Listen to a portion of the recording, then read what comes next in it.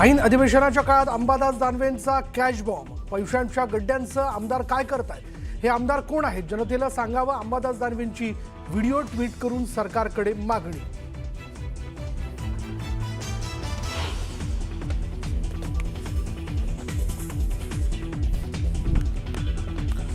Ambadas दानवेंनी post केलेल्या व्हिडिओला महेंद्र दळवींकडून उत्तर, व्हिडिओनेच उत्तर. तटकरेंना विजयाच्या शुभेच्छा देतानाच्या व्हिडिओतली क्लिप काढून खोटा व्हिडिओ बनवल्याचा दळवींचा दावा.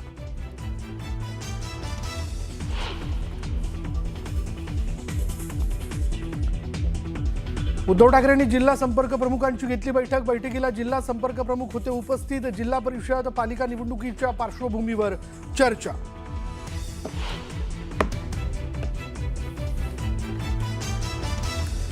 फलटणमधील महिला डॉक्टरवर आरोपी बदनेनं शारीरिक शोषण केल्याचं तपासातून समोर. संपूर्ण प्रकरणाचा डिजिटल पुराव्यांमार्फत तपास सुरू.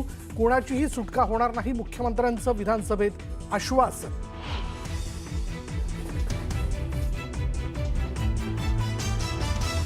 प्रत्येक गोष्टीत लाडकी बहिणीचा संदर्भ आणाल तर घरी बसावं लागेल.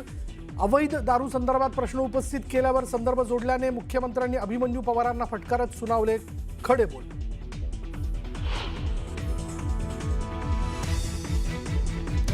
तुकाराम मुंडेंना बडतर्फ करा, आमदार कृष्णा खोपडेंची मागणी. मुंडे समर्थकांकडून धमकीचे फोन येत असल्याचाही खळबळजनक आरोप. तर प्रकरणाची चौकशी केली जाईल, मुख्यमंत्र्यांची प्रतिक्रिया.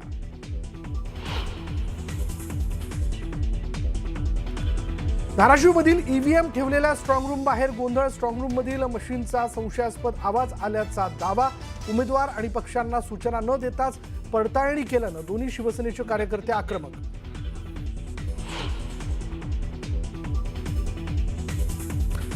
सरपंच संतोष देशमुखांच्या हत्येला 1 वर्ष पूर्ण. मुख्य आरोपी कृष्णा आंधळे अजूनही फरार. देशमुख कुटुंबीय अजूनही न्यायाच्या प्रतीक्षेत. तर मनोज जरांगेंचे धनंजय मुंडेंवरही गंभीर आरोप.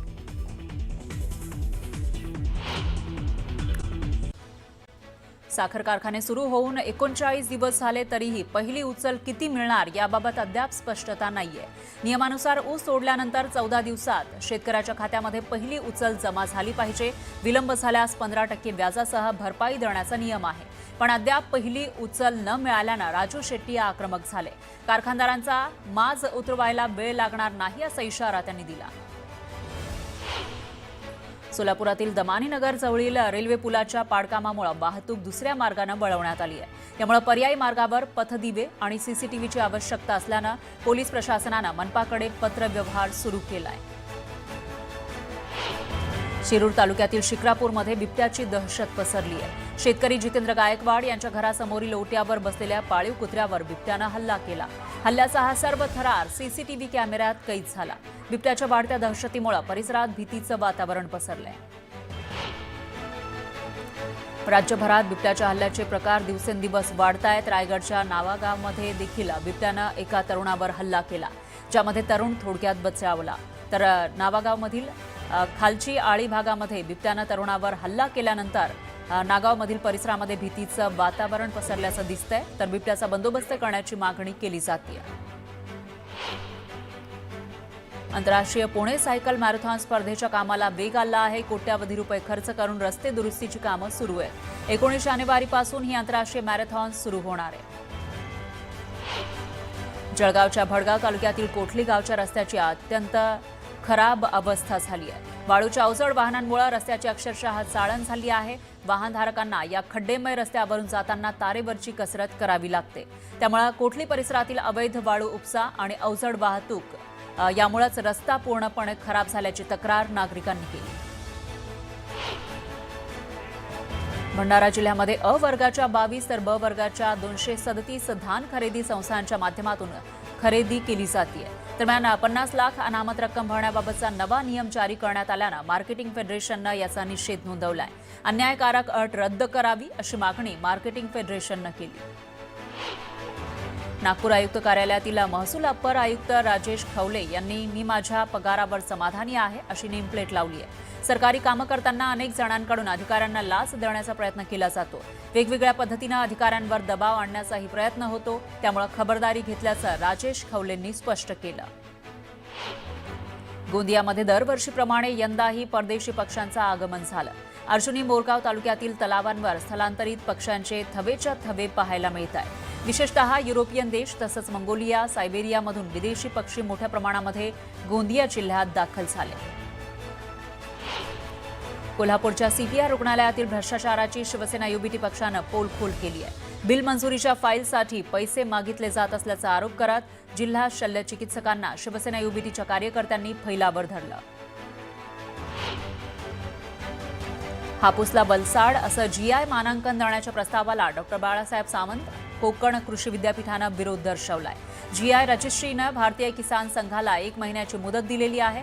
कोकण हापूसचे मानांकन अबाधित राहील असा विद्यापीठाचा विश्वास आहे। निकाल प्रतिकूल आला तर सर्वोच्च न्यायालयामध्ये दाद मागण्याचा इशाराही विद्यापीठानं दिलाय। पुणे महापालिका निवडणुकीच्या पार्श्वभूमीवर बेकायदा जाहिरात फलक आणि अनधिकृत बॅनरबाजीला आळा बसावा यासाठी बेकायदा जाहिरात फलकांसाठीच्या दंडात वाढ करण्यात आली आहे। प्रति जाहिरात फलक 1,000 रुपये दंड होता तो आता 10 ते 15,000 रुपये केला जाणार आहे, अशी माहिती महापालिका आयुक्त नवल किशोर राम यांनी दिली। जळगावच्या 40 गावात रब्बीची 92% पेरणी झाली आहे। कपाशीच्या घसरलेल्या दरामुळे यंदा शेतकऱ्यांनी मक्याला पसंती दिली, त्यामुळे मक्याच्या पेरणी क्षेत्रात विक्रमी वाढ झाली।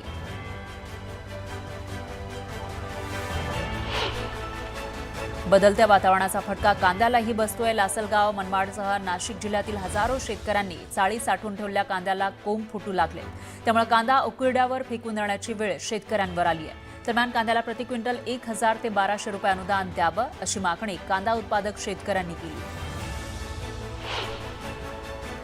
जळगावमध्ये केळी उत्पादक शेतकरी आर्थिक संकटात सापडलाय। गेल्या 2 महिन्यांपासून घसरलेल्या केळीच्या दरांमुळे शेतकऱ्यांचं मोठं नुकसान होत आहे। दरम्यान उत्पादन खर्चही निघत नसल्यानं बळीराजा हवालदिल झालाय।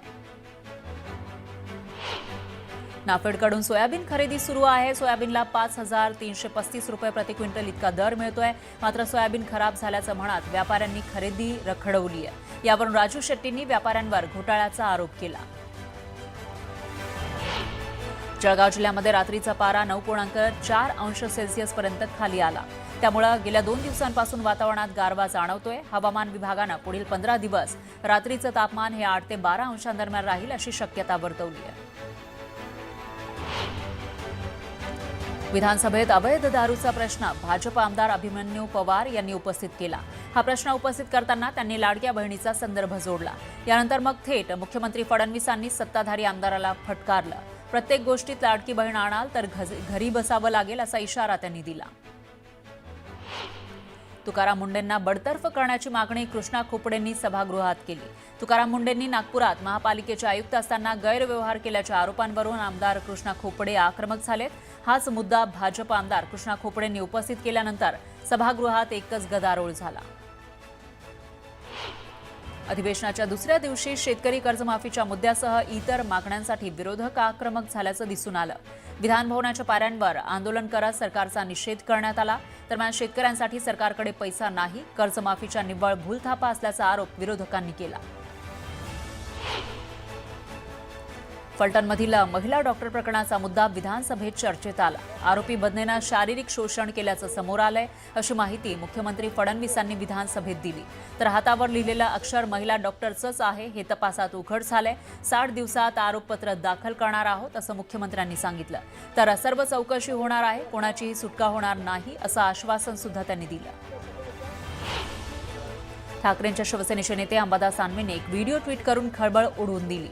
अंबादास दानवेंनी ट्विट केलेल्या व्हिडिओमध्ये एक व्यक्ती व्हिडिओ कॉलवर पैशांची बंडलं मोजताना दिसतोय, तर त्याच व्हिडिओमध्ये आमदार महेंद्र दळवी हे व्हिडिओ कॉलवर दिसतायत। त्यामुळे आता पैशांच्या बंडलासह आमदार काय करतायत असा सवाल विचारण्यात आला। अंबादास दानवे ब्लॅकमेल करत असल्याचं म्हणत महेंद्र दळवींनी आरोप फेटाळले। संपूर्ण व्हिडिओ दाखवा आणि पुरावा दाखवा, माझा यामध्ये काहीही संबंध नाही अशा शब्दात महेंद्र दळवींकडून कथित आरोपांचं खंडन करण्यात आलं। अंबादास दानवेंनंतर मनसेनंही कॅश बॉम्ब फोडला। पीडब्ल्यूडी अधिकाऱ्याचा लाच घेतानाचा व्हिडिओ मनसेकडून दाखवण्यात आला। वर्क ऑर्डरसाठी पैशांची मागणी होत असल्याचा आरोप देशपांडेंनी केला। तर पीडब्ल्यूडी खात्यामध्ये मोठा भ्रष्टाचार होत असल्याचा आरोपही संदीप देशपांडेंनी केला।